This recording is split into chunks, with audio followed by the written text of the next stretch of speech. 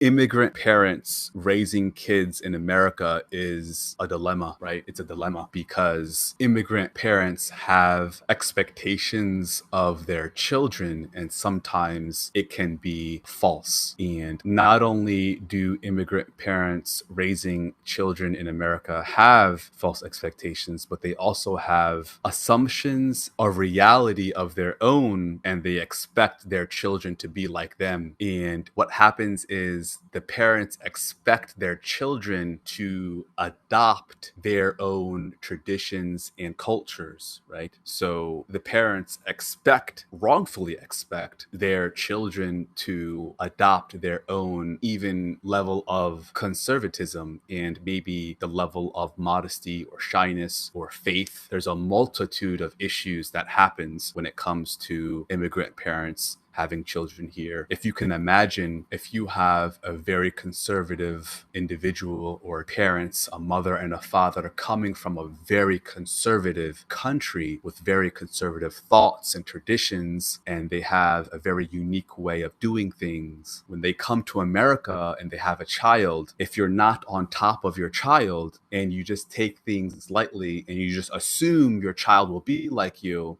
if you don't have any clue what's going on, the child could just do and behave a certain way that is unpleasing to the parents. So yeah, this is a very interesting topic. This is something I consider myself as quite knowledgeable about.